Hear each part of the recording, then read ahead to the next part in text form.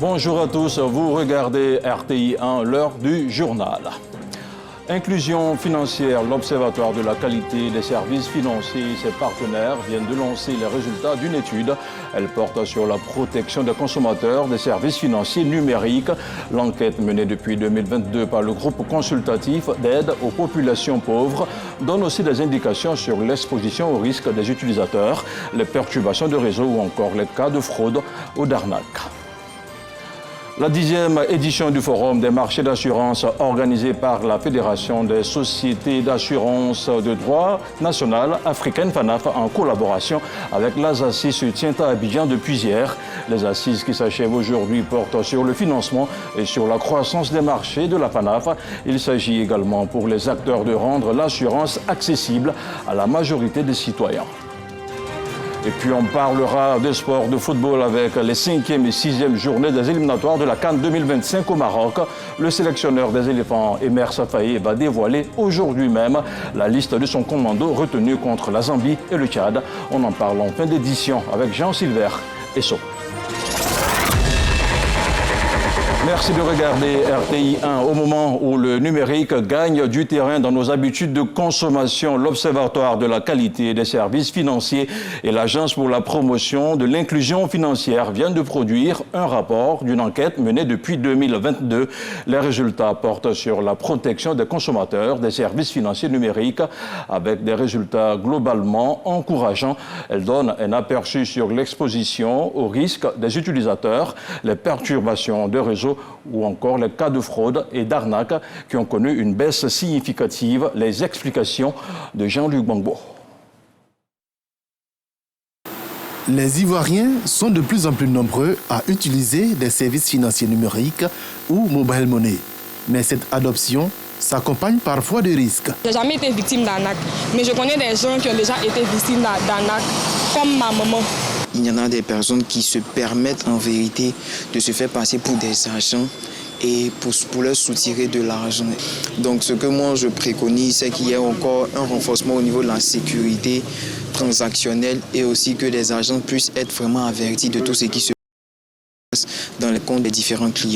Des usagers prudents, voilà l'un des résultats encourageants de l'enquête menée depuis 2022 par le SEGA, le groupe consultatif d'aide aux populations pauvres de la Banque mondiale. C'est une enquête par téléphone qui a été conduite auprès d'un échantillon représentatif des utilisateurs de mobile money en Côte d'Ivoire. Et les résultats ont permis de révéler une amélioration significative avec une baisse de l'exposition aux risques, aux principaux risques des utilisateurs des services de mobile money. On avait 28% d'utilisateurs qui étaient confrontés exposés à des fraudes et des arnaques, c'est maintenant 25%. Donc il y a eu une petite diminution, mais ça reste quand même encore un pourcentage important d'utilisateurs. Les efforts conjoints entre les opérateurs et les institutions ont porté leurs fruits, mais les responsables restent prudents. La problématique, c'est de pouvoir offrir de nouveaux produits à tous ces clients des services financiers numériques, bien entendu en réduisant au maximum les risques. Si les résultats de cette enquête montrent une avancée, le chemin reste encore long pour une protection optimale des consommateurs.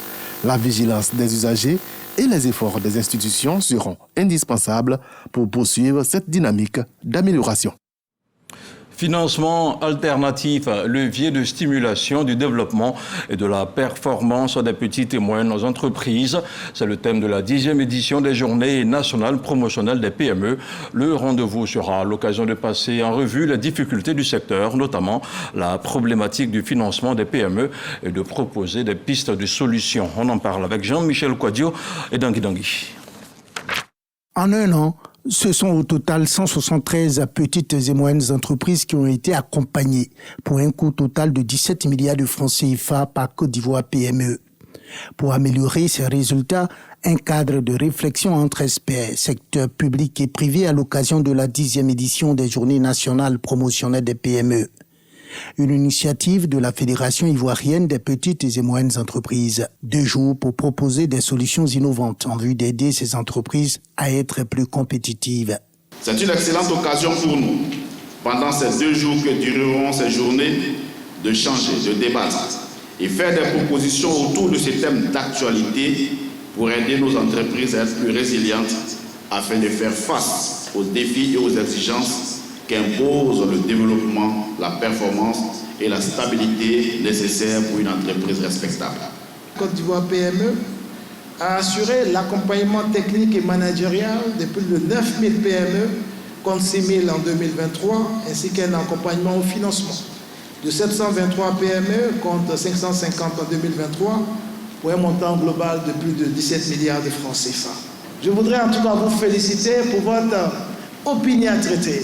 Je voudrais vous féliciter pour avoir répondu présent à l'appel du gouvernement qui est de promouvoir l'entrepreneuriat, parce que c'est à travers l'entrepreneuriat que notre pays pourra résorber, vous savez, le taux de chômage. Les PME constituent près de 98% des entreprises du secteur privé ivoirien, soit environ 60 000 entreprises formelles et près de 150 000 informelles, représentant plus de 20% du PIB.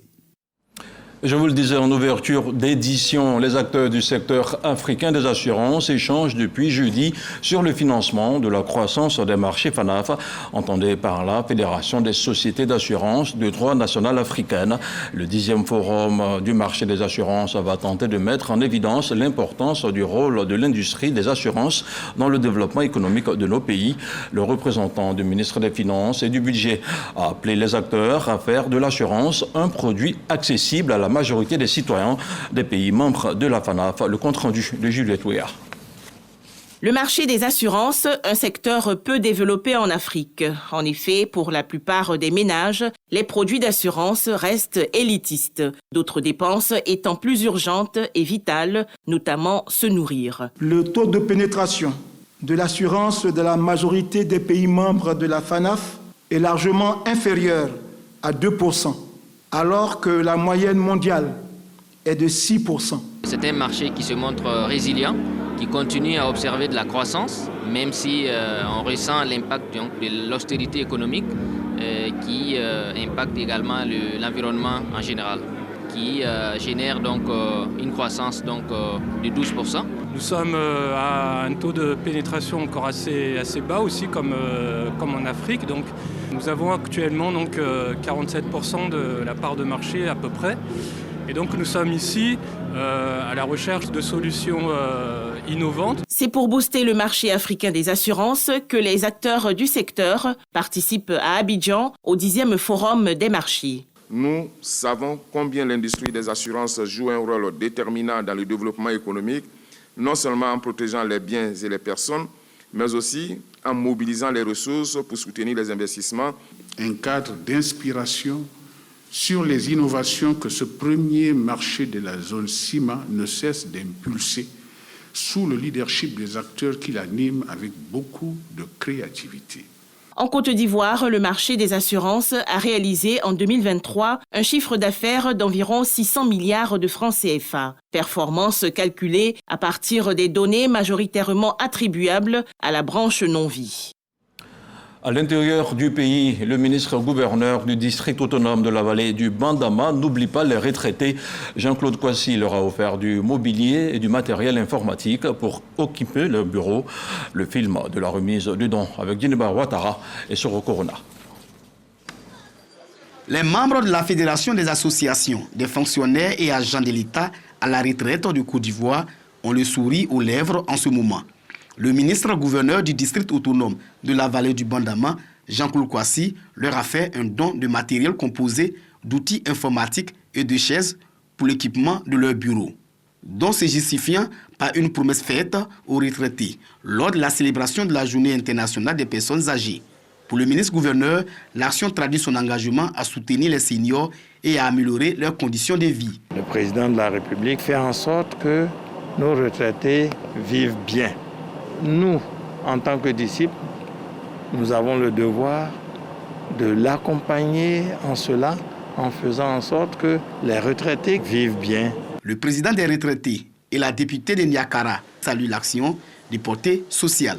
Sa générosité est légendaire et ils ne sont pas surpris qu'il ait accédé à notre demande.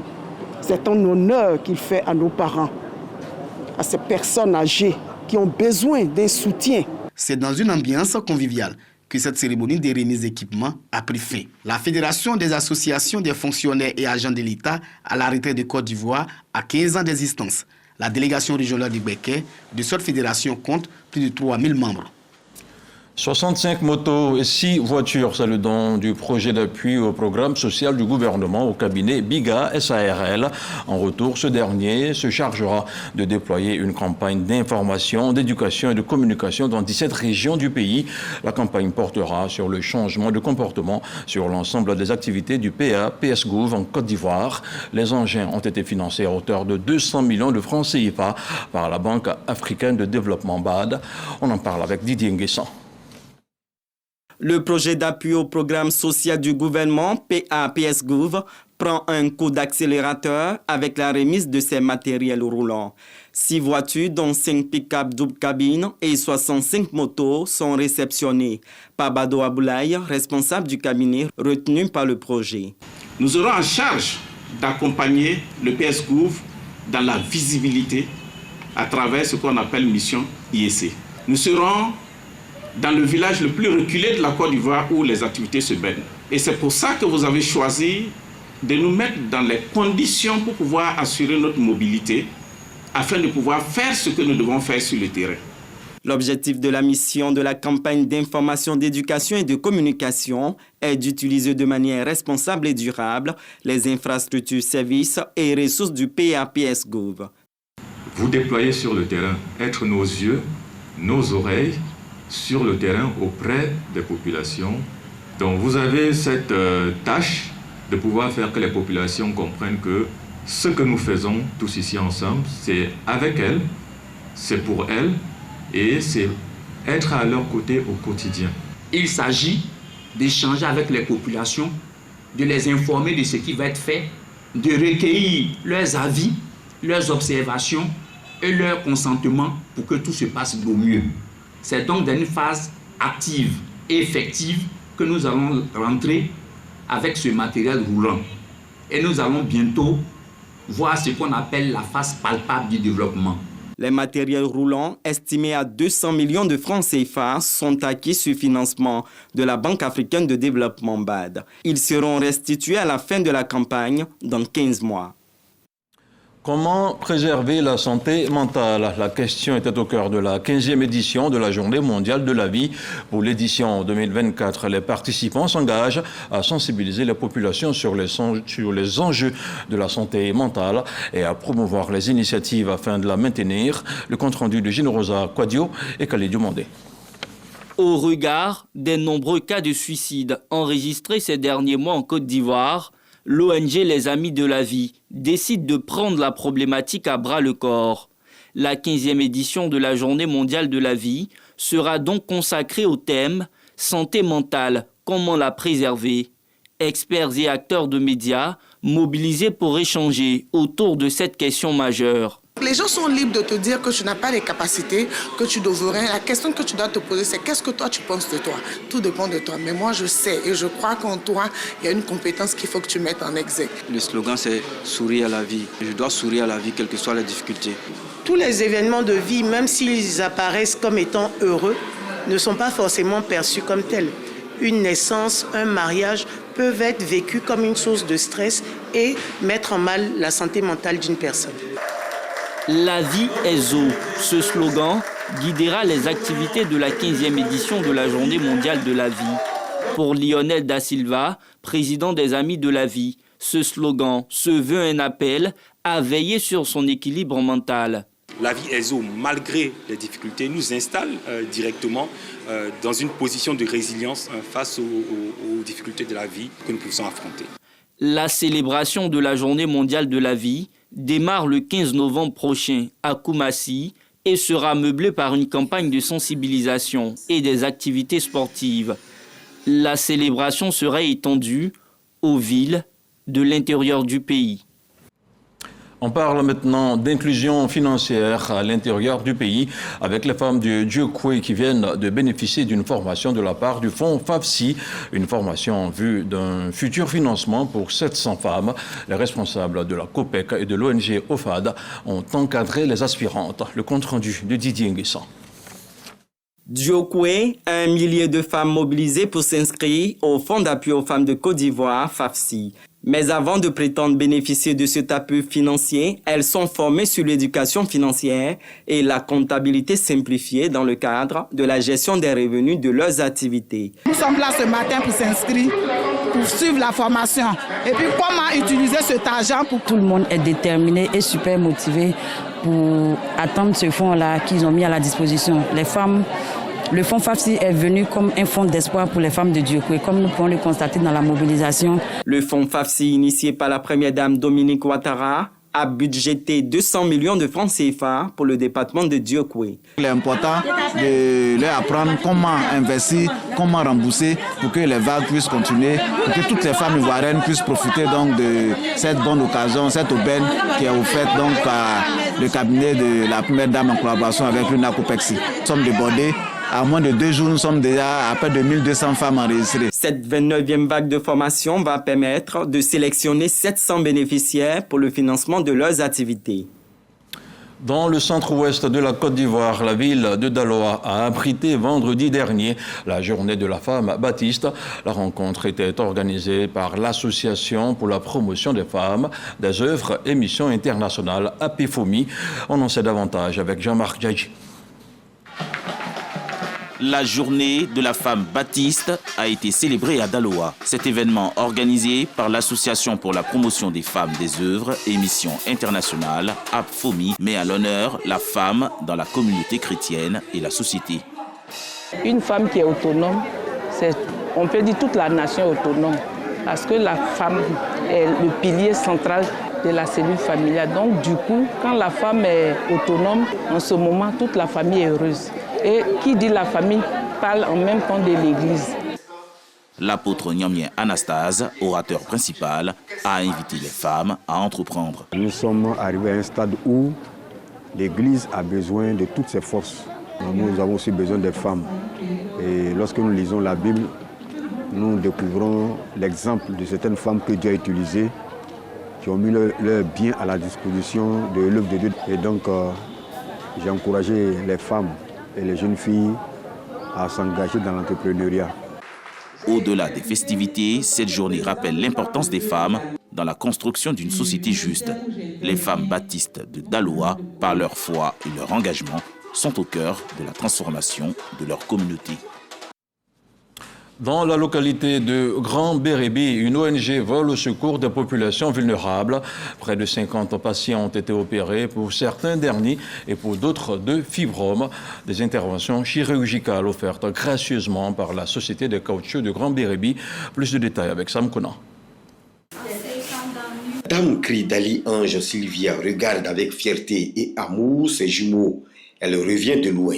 C'est une femme qui a été reçue à la maternité de Weuru à côté.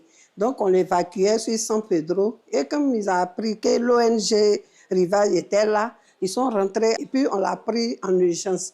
Comme Dame Dali Ange Sylvia, ils sont au nombre de 45 villageois qui viennent de subir une intervention chirurgicale au centre de santé de la SOGB. On m'a fait opération une fois, donc en tout cas ça n'allait pas trop. Après ça je suis venu. Pour cette 5e mission humanitaire de l'ONG belge Revive dans la sous-préfecture de Grand Bérébi, plusieurs interventions ont lieu. On a un chirurgien qui fait des hernies et des hydroceles, aussi une correction du pénis, une malformation congénitale. Les gynécologues font les hystérectomies, les fibromyomectomies, des kystectomies, des césariens. Et les dentistes font des extirpations des dents. Au-delà de la santé, il y a effectivement des programmes de développement d'infrastructures. Ces infrastructures comprennent non seulement des centres de santé, mais également des salles de classe dans des écoles, des logements pour enseignants, de l'électrification, de l'adduction d'eau potable, et qu'on finance grâce à ce budget qui est alloué chaque année à l'Association des villages déplacés et qu'ils gèrent eux-mêmes. Au total, ce sont 215 patients ayant subi une intervention chirurgicale au cours des 5 missions humanitaires de l'ONG Revive. Une loi sur l'hygiène et la salubrité est depuis peu en vigueur en Côte d'Ivoire. Elle est vulgarisée par le ministère de l'Hydraulique et de l'Assainissement. C'est la commune de Treichville qui a accueilli le lancement de la campagne d'information et de sensibilisation. Un reportage de Jeanne Toubé. Face aux différents responsables des organisations et associations représentatives des populations de la commune de Treichville, le directeur de cabinet adjoint du ministre en charge de la salubrité et de l'assainissement explique les tenants et aboutissants de la loi portant code de l'hygiène et de la salubrité. Gildas Sassimi s'est voulu clair et rassurant.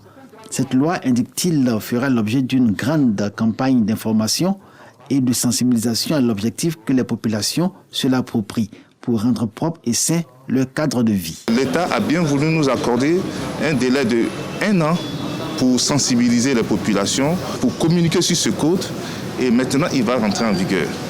Et ce code, désormais, donne aussi un pouvoir de police, non seulement à nos collaborateurs, mais aussi renforce le pouvoir de police en matière d'hygiène et de la salubrité à toutes les forces de défense et de sécurité. La commune de Treichville rampe de lancement de la campagne pour la vulgarisation du code de l'hygiène et de la salubrité, passe par exemple en matière de salubrité. Les initiatives et des actions y sont visibles. Selon le 3e adjoint au maire, Mloko Arthur, celles-ci seront renforcées et Treichville prend l'engagement d'intensifier sa lutte contre l'insalubrité. Nous avons anticipé sur cette période de sensibilisation et répression en mettant en place une brigade de salubrité qui sera effective dès le mois de décembre pour pouvoir accompagner la mise en œuvre de ce code-là. Nous faisons figure d'exemple, mais nous avons à nous améliorer. La campagne d'information et de sensibilisation portant sur le code de l'hygiène et de la salubrité touchera autant les zones urbaines que les zones rurales. Ce code, élaboré en 2023, porte les enjeux de la salubrité et de la préservation de l'environnement pour la Côte d'Ivoire. À Yamoussoukro, l'INPHB va célébrer son 60e anniversaire. La communauté des anciens élèves et diplômés de cet institut a décidé de marquer un arrêt pour commémorer ce temple du savoir. Le comité d'orientation de cette célébration s'est adressé à la presse hier jeudi. Les festivités auront lieu en décembre prochain. Anaël de Crisa, Alexis Ouedraogo. L'école supérieure des travaux publics de l'Institut Polytechnique Houphouët-Boigny de Yamoussoukro célèbre du 6 au 8 décembre prochain son 60aire. Pour l'occasion, le président du comité d'organisation était ce jeudi face à la presse. Le 6 décembre 2024, nous allons prier à la grande mosquée de Yamoussoukro pour le président Houphouët-Boigny. La journée commémorative, ce sera le 7 décembre. Et le lendemain, 8 décembre, nous aurons une messe d'action de grâce à la basilique Notre-Dame de la Paix de Yamoussoukro. L'École supérieure des travaux publics, anciennement École nationale supérieure des travaux publics, a été créée en 1963. À ce jour, ils sont plus de 3000 ingénieurs et techniciens supérieurs de travaux publics formés par cette école. Et à présent, toujours à l'intérieur du pays, l'Arche de Boaké va quant à lui bientôt célébrer son 50aire, 5 décennies de solidarité et de soutien envers la personne en situation de handicap. Une commémoration qui appelle la communauté et les autorités locales à renouveler leur appui pour renforcer l'autonomie de chacun. On parle maintenant de sport avec Jean-Sylvain Esso que nous retrouvons dans quelques instants.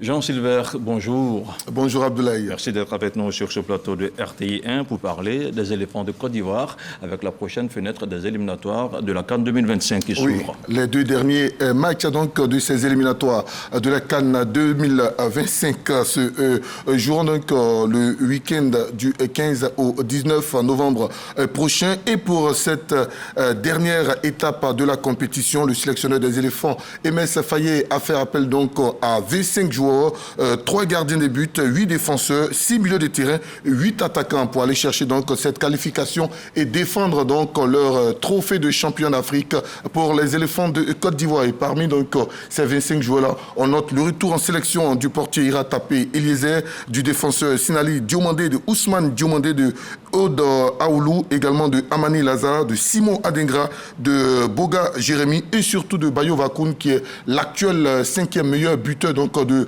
la deuxième division anglaise. Il n'avait plus porté la tunique orange des éléphants de Côte d'Ivoire depuis donc octobre 2018. On souhaite tout simplement bon vent donc à cet attaquant de Watford et surtout bonne chance à Faye Emess et à ses champions d'Afrique. Et puis dans cette liste-là, on n'a malheureusement pas la présence d'un joueur du championnat national de Côte d'Ivoire, la Ligue 1, pour dire tout simplement qu'ils devront encore travailler. C'est le cas pour Stéphane Bédigui qui va ouvrir tout simplement les hostilités de la 8e journée de la Ligue 1 ivoirienne ce soir face à l'équipe de Zoman FC. Et puis quand on parle de cette 8e journée, il faut savoir que la RTI, qui est le diffuseur hôte donc de cette compétition de ce championnat-là, est du côté donc du stade Charles Konan Bani ce soir à partir de 18h, à suivre sur RTI 3 le match entre la SOA et le leader, la FAD d'Abidjan Plateau. Alors, Jean-Sylvain, avant d'aller sur le championnat local, dites-nous quelles sont les chances de qualification des éléphants de Côte d'Ivoire. Allez, les éléphants pourront être qualifiés donc à l'issue de la 5e journée. Les éléphants se rendront donc en Zambie pour affronter les Chipolopolo. C'est un match important donc pour les champions d'Afrique, mais également pour les Chipolopolo. On se rappelle de ce 3-0 en juin 2023 à l'occasion donc des éliminatoires de la CAN Côte d'Ivoire 2023. Donc c'est un match de revanche pour la Côte d'Ivoire. Si les éléphants de Côte d'Ivoire gagnent ou concèdent tout simplement le point du nul ou enregistrent le point du nul, les éléphants sont directement qualifiés. Si la Côte d'Ivoire ne gagne pas, que la Sierra Leone ne gagne pas, la Côte d'Ivoire est qualifiée. Si la Côte d'Ivoire perd, que la Sierra Leone gagne, eh bien tout va se jouer lors donc de l'ultime journée de ces éliminatoires ici donc au stade Félix Houphouët-Boigny face au Tchad.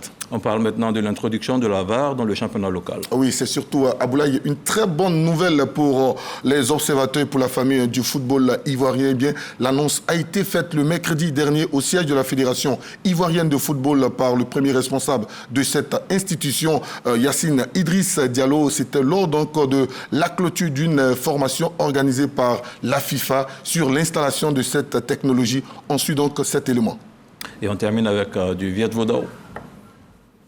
Durant 2 jours, les techniciens de la FIF, de la RTI et du COCAN ont bénéficié d'une formation intensive sous la houlette de Inokushi Takaki, responsable de la stratégie des technologies du football, et de Balé Michael Ronald, spécialiste de la VAR pour l'arbitrage.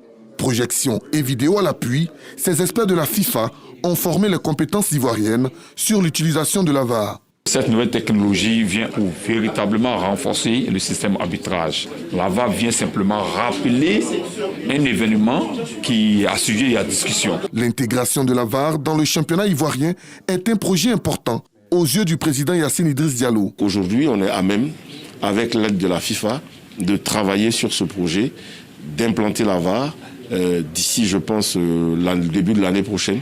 Et ça va être important. Et une évolution, je dirais, majeure pour le football ivoirien. Cette formation vient à point nommé dans la mesure où elle permettra aux techniciens ivoiriens d'acquérir les réflexes utiles pour assurer une introduction progressive de la VAR dans les compétitions locales. Et puis on va terminer cette page des sports avec du Vovinam Viet Vo Dao. C'est le sport ou l'art martial le plus complet, donc avec le 5e championnat d'Afrique qui se déroule ici même en Côte d'Ivoire. Un championnat dominé par le leader au classement africain. Il s'agit donc de l'Algérie. C'était en présence de notre voisine Moyabi Diabaté. L'Algérie poursuit sa domination sans partage au championnat d'Afrique de Vovinam Viet Vo Dao. Les Fennecs Vossines ont raflé la majorité des médailles d'or, confortant leur statut de meilleure nation africaine dans cette discipline martiale. Représentant la Côte d'Ivoire, le capitaine Ismaël Traoré et ses coéquipiers se sont montrés solides dans les épreuves individuelles et par équipe.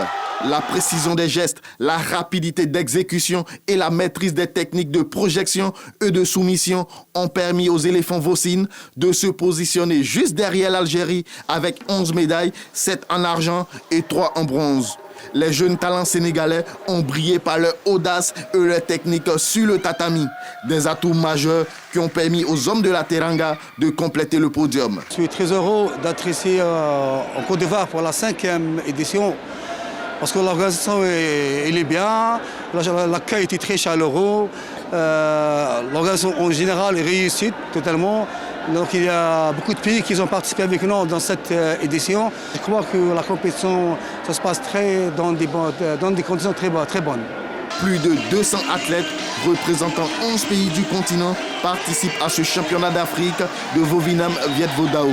La dernière journée de compétition ce vendredi s'annonce très décisive entre la Côte d'Ivoire et le Sénégal. Et voilà, c'était pour vous la page des sports avec Jean-Sylvain Ressot. Ce journal est terminé. Merci de l'avoir suivi, je vous dis à très vite.